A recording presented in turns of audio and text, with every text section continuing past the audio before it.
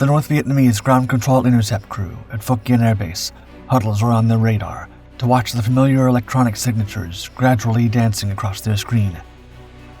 Everything matches the pattern they've seen dozens of times before. The jamming signals, the formation spacing, the flight path. Right on schedule, it's another predictable bombing run by slow and cumbersome American F-105 Thunderchiefs on their way to Hanoi, sitting ducks for North Vietnam's lethal MiG-21 interceptors. Ground control quickly vectors Phuc Yen's MiGs toward the incoming formation, confidently preparing to add to their mounting tally of victories. But as the sleek Soviet-built aircraft burst through the clouds into attack position, their pilots are suddenly faced with an unpleasant surprise. These are no bombers. These are F-4 Phantoms, the most lethal fighters in the U.S. Air Force. The Americans have laid a clever trap, and the MiGs fell right into it. A grim situation. September 30th, 1966. A USAF C-130 Hercules thundered to a halt at the wrong end of the Royal Thai Air Force Base in Ubon. As Honolulu-born veteran World War II ace fighter pilot Colonel Robin Olds stepped onto the shimmering tarmac, he and his companions found themselves stranded, quote, on a piece of hot concrete a mile away from base ops, the sun beating on us from a brassy sky. It was hardly a dignified arrival for the new commander of the 8th Tactical Fighter Wing, known as the Wolfpack, but Olds had more pressing concerns than ceremony. The situation in the skies over Southeast Asia was grim. Since the North Vietnamese had introduced the agile MiG-21 interceptor 9 months earlier, the United States and its allies had found themselves increasingly struggling to dominate the air war against their communist rivals. Produced in the Soviet Union, the MiG-21 was small and sleek, making it difficult for American pilots to spot, even when they knew it was there. It possessed excellent maneuverability at supersonic speeds and high altitudes with rapid acceleration.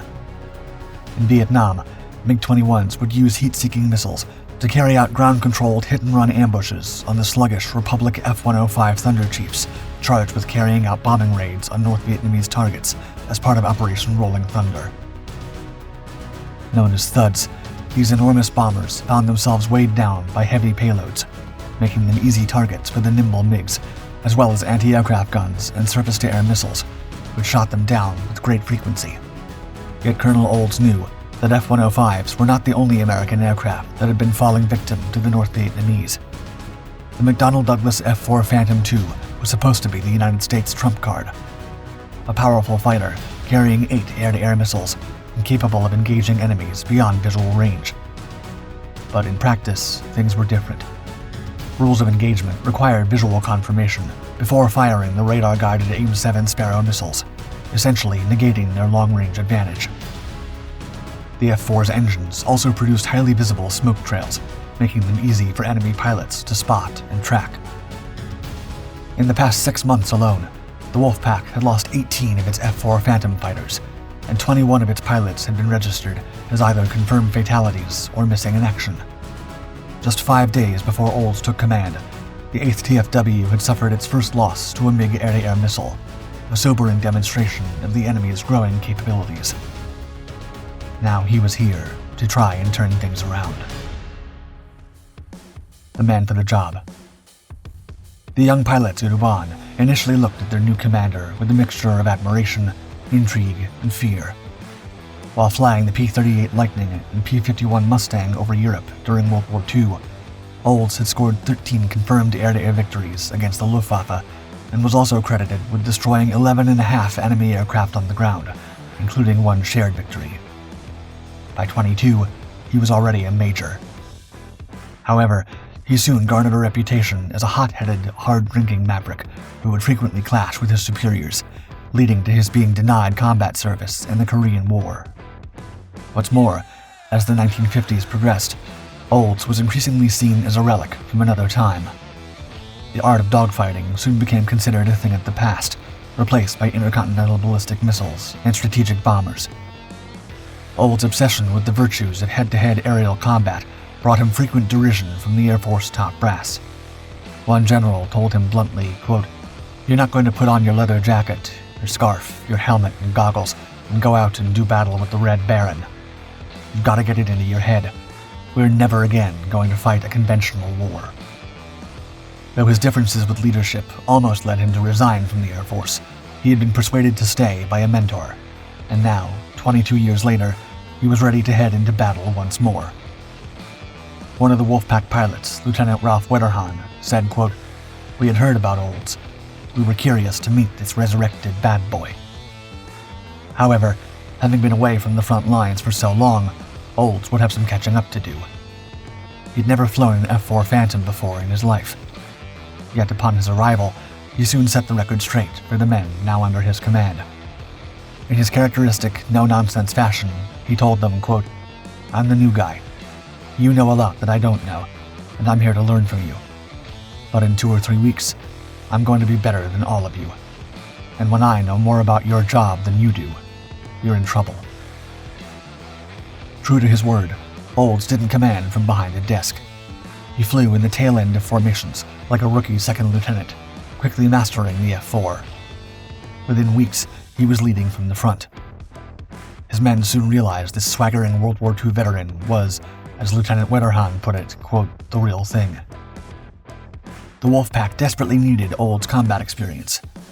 Most of the pilots had never been taught how to properly carry out air-to-air engagements with enemy fighters. Olds didn't blame them. He knew the issue was with the current thinking among the upper echelons of the Air Force, saying, quote, "We weren't allowed to dogfight. Very little attention was paid to strafing, dive bombing, rocketry, stuff like that. It was thought to be unnecessary."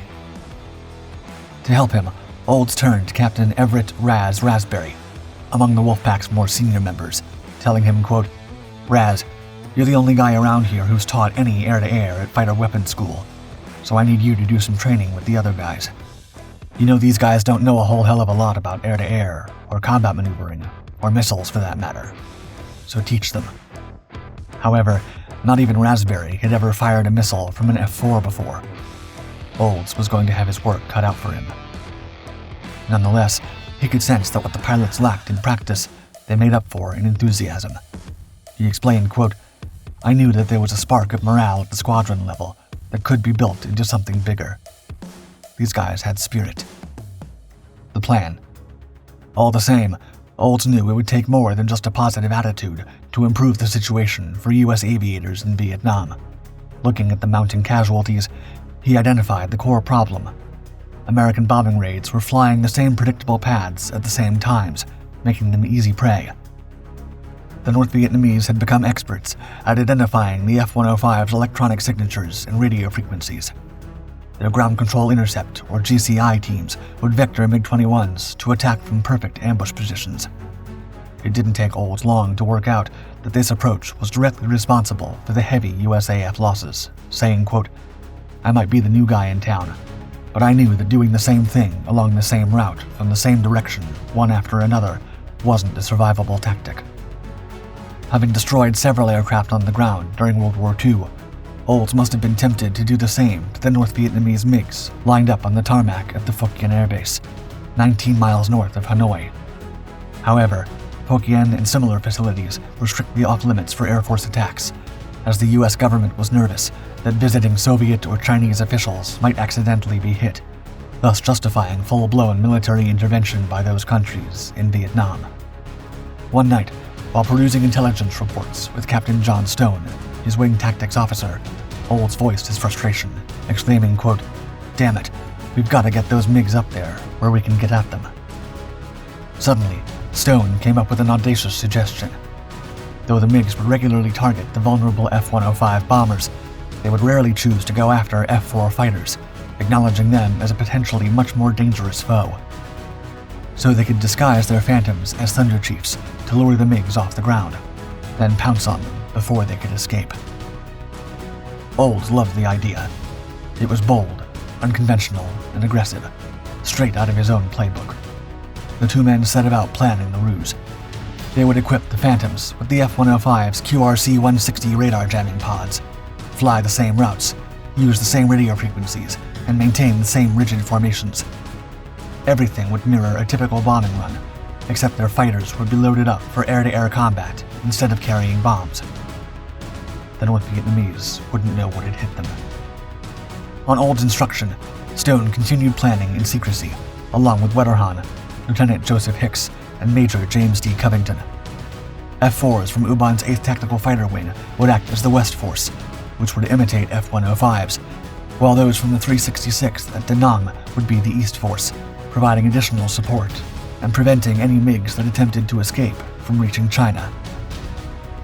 Aside from the Phantoms, the task force would also include an intricate web of support aircraft. EB-66 destroyers would provide radar jamming support, while EC-121 Warning Stars would maintain constant radar surveillance of the combat zone. These would be escorted by F-104 starfighters from the 435th Tactical Fighter Squadron. The complex mission would allow no other U.S. aircraft in the area, giving the first 3 flights of F-4s the ability to attack the enemy with their AIM-7 Sparrow missiles without first identifying their targets, as required by the rules of engagement. The planning team calculated that once airborne, the MiGs would have a maximum of 55 minutes of fuel endurance. The F-4 flights, each made up of 4 Phantoms, would arrive over 4 different North Vietnamese airbases near Hanoi 5 minutes apart, ensuring continuous coverage and preventing any surviving MiGs from landing. The plan was to keep any MiGs that couldn't be shot down in the air long enough for them to run out of fuel and crash. However, there were several technical hurdles that would have to be overcome. Mounting the QRC-160 jammers on the F-4's fuel tank wing pylons created a dangerous asymmetric imbalance. The Phantoms would be prone to start rolling on takeoff toward the side carrying the wing tank, demanding an exceptional skill level of their pilots. In addition, both the AIM-7 Sparrow and AIM-9 Sidewinder missiles the F-4 carried had been shown to suffer from reliability issues in Southeast Asia's tropical weather conditions, with many failing to ignite, fuse, or guide to their targets. Yet, with time of the essence, the Wolfpack would have to make the best of what they had. On December 22nd, the proposal was put forward to 7th Air Force Commander General William Mamier for approval. Mamier gave the green light, setting the date for January 1st, 1967, and the operation was given a name, Operation Bolo, after the Filipino machete, a farming tool that doubled as a weapon. Like the blade itself, the plan called for keeping a non-threatening appearance until it was too late. Each flight was also given a code name, each one a popular car manufacturer of the time. Rambler Flight was to be led by Captain Stone. Ford Flight was to be led by Deputy Wing Commander Colonel Daniel Chappie James Jr., who later went on to become the first African-American 4-star general. There would also be Tempest Flight and Plymouth Flight, while as for Olds, there would of course be Olds Flight, named after the Oldsmobile brand. Bolo begins. With the security surrounding the operation extremely tight for fear of a leak blowing its cover, the pilots taking part in Bolo were only briefed on their mission on December 30th, just 2 days before they were due to fly. All the pieces were in place to begin the operation. However, bad weather in the skies over Hanoi meant that it would have to be put on hold. The next morning saw little improvement, with solid clouds up to 7,000 feet. Though some suggested delaying the mission further, Olds believed the lack of visibility might actually give his F-4s an advantage, as it would make it more difficult for the North Vietnamese to notice their true identity until it was too late. As the air crews prepared to set off, Olds told them, quote, "Okay, Wolfpack, go get him." Minutes later, the F-4 Phantoms roared into the sky, deliberately mimicking the lumbering movements of bomb-laden F-105 Thunderchiefs. As they cruised over Laos, 6 KC-135 Stratotanker aircraft topped off their fuel tanks. Then Olds' flight peeled away, crossing the Black River at the northwestern corner of North Vietnam. They turned southeast along the 5,000-foot ridgeline known as Thud Ridge, the same route countless F-105 bombing missions had taken before them. At 3 p.m., Olds' formation approached Phuc Yen Air Base. Through his canopy, he could see nothing but a solid floor of thick clouds below. His weapons officer, Lieutenant Charles Clifton, scanned the overcast sky with radar, searching for signs of approaching MiGs. But none materialized. Doubt began to creep in. Perhaps the North Vietnamese had seen through the ruse. Then, suddenly, Lieutenant Joe Hicks' voice came crackling over the radio. Radar contact, 17 miles ahead. A target, moving fast and low. Olds let his flight down, but the contact vanished into the clouds. Though tempted to give chase, they couldn't afford to give the game away now. Instead, they had to stay in character as a bomber formation, climbing back to altitude. Yet just seconds later, Old's radio would spring to life once more. This time, it was Colonel Chappie James, leader of forward flight, with an urgent message. The MiG had turned and was now right on Old's tail. The trap was about to be sprung. The battle. Old's flight. As the MiG emerged through the clouds behind Old's flight, more North Vietnamese fighters were already scrambling from their bases. The GCI controllers, still convinced they were vectoring their aircraft toward F-105s, committed their entire force to the attack. Within minutes, the sky was filled with MiGs coming from every direction, some approaching head-on, others slashing in from the sides, and one diving down from 6 o'clock. By now, their pilots must have realized the true identity of the American aircraft. For Olds, who had never seen a MiG in combat before, this was the moment of truth. The North Vietnamese had taken the bait, and now the Wolfpack had to do what they came for. Olds attempted to blast the enemy aircraft with his Phantom's AIM-7 Sparrow missiles, but the first two failed, either to launch or to guide. Lieutenant Wetterhahn, his wingman, had better luck, his Sparrow catching one of the MiGs clean. The explosion sent the North Vietnamese interceptor tumbling from the clouds. First blood to the Wolfpack. The battle quickly turned into a swirling melee of split-second decisions and lightning maneuvers. When another MiG appeared at Old's 10 o'clock, the veteran ace's World War II instincts took over. He later recalled, quote, "I got on top of him and half upside down, hung there, and waited for him to complete more of his turn. When I got down low and behind, he was outlined by the sun against a brilliant blue sky. I let him have 2 sidewinders." One of the pair of AIM-9s struck home, tearing off the MiG's right wing. Behind them, Captain Walter Radiker spotted a MiG tracking his element lead. In a lethal dance of supersonic aircraft, Radiker maneuvered for a shot and unleashed a sidewinder. His missile struck just in front of the MiG's tail, sending it into an uncontrollable spin. In less than 5 minutes, the F-4's of Old's flight had destroyed 3 MiG-21s without taking any notable damage themselves. The battle, forward flight. But the battle had only just begun. Colonel Chappie James' forward flight was now arriving over the target area, and with them came a fresh wave of enemy fighters. Within seconds, forward flight's Phantoms were under attack from 3 MiGs, 2 charging in from 10 o'clock and another sneaking up behind them at 6 o'clock. James, focused on the head-on threat, almost missed the rear attacker until his weapons officer's urgent warning crackled through the cockpit. As James executed a defensive break, one of the MiGs inexplicably turned the same way.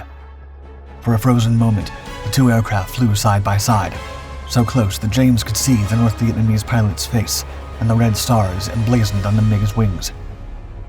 The American colonel immediately barrel-rolled away and maneuvered into an attack position, firing a sidewinder at his momentary wingman. The missile missed as the MiG broke hard left, but the move put the enemy fighter directly in front of Captain Raz Raspberry in Ford 2. Raspberry seized his chance.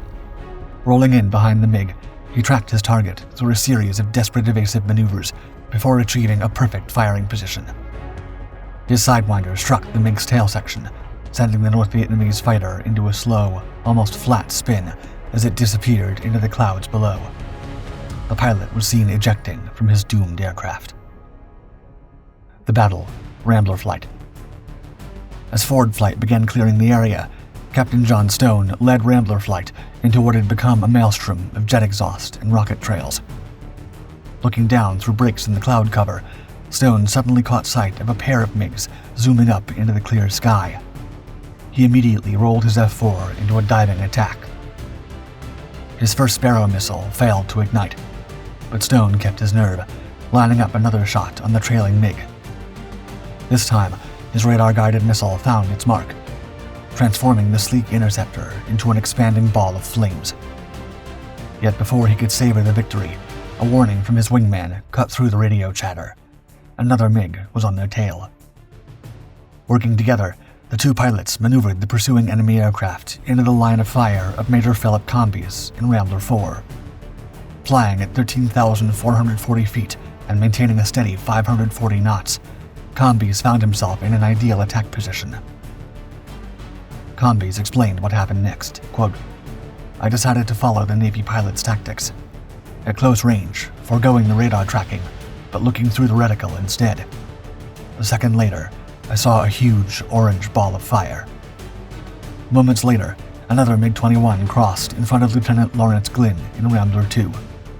Glynn's Sparrow struck home just behind the cockpit, the explosion so close that his own F-4 was buffeted by the blast. As the MiG pilot's parachute blossomed against the blue sky, the Vietnamese fighter fell away in a slow spiral of smoke and flames. The situation was becoming increasingly dangerous for the American pilots.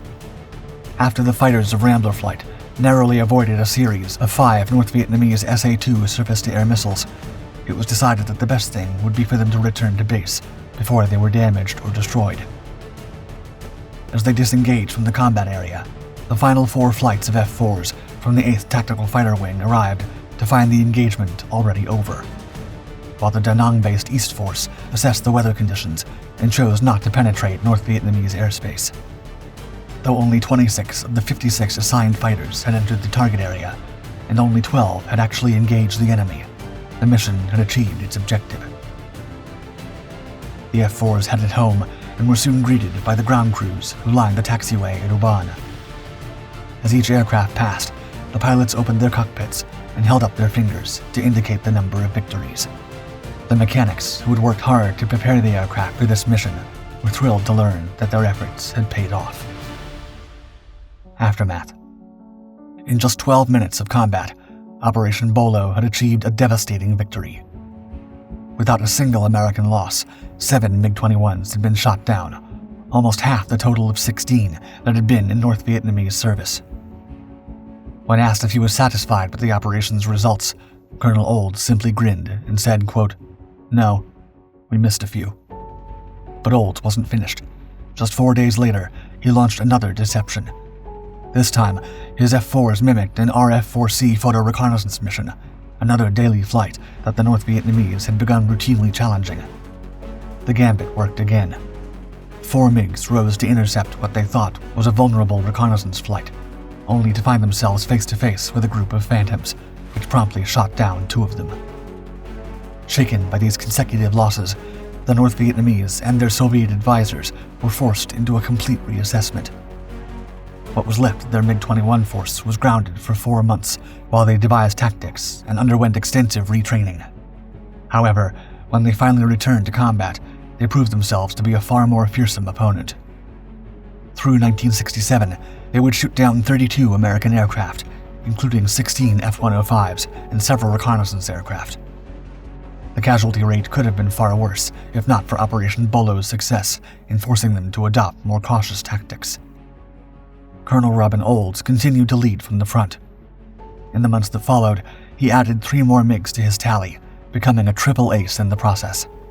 He was the only pilot to score victories in both World War II and Vietnam. Perhaps his greatest success was transforming the 8th Tactical Fighter Wing from a demoralized unit into the most successful MiG-downing force in Southeast Asia. Years later, Major General Don Logeman, who flew under Olds in the 555th Tactical Fighter Squadron, would sum up his commander's impact, quote, "The Robin Olds of this world are born for combat, not the Pentagon, and I would have flown as his wingman over Hanoi in 1967, even if we'd been armed with .45 caliber pistols." While his time at the helm of the 8th TFW came to an end in September 1967, Robin Olds became Commandant of Cadets at the U.S. Air Force Academy, where he served as an inspiration to future generations of American aviators. He retired from the Air Force at the rank of Brigadier General in 1973.